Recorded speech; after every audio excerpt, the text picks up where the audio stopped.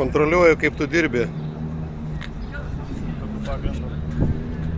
Smalsumo pagrindu. Jūs neturite teisės smalsumo. Nusišneki.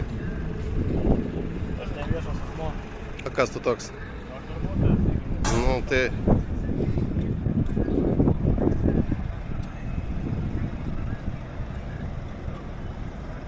Tai kiek jau nubaudė per dieną?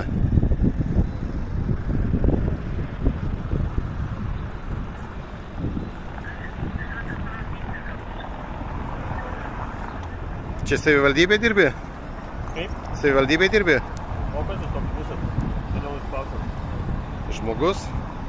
Kuo tas toks? Tas žmogus, aš irgi žmogus. Tai kur dirbi?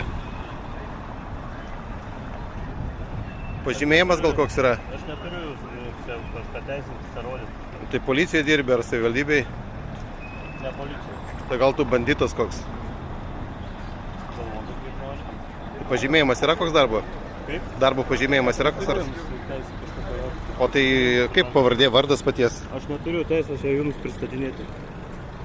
Šiaip atėjai iš namų ir fotografuoji mašinas? Kaip tai? Tai vis tiek kažkokia darbovietė yra tavo? Yra?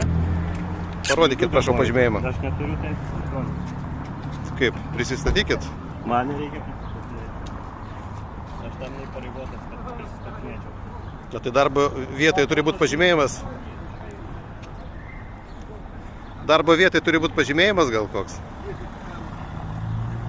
Tai Vilniaus savivaldybėj, taip?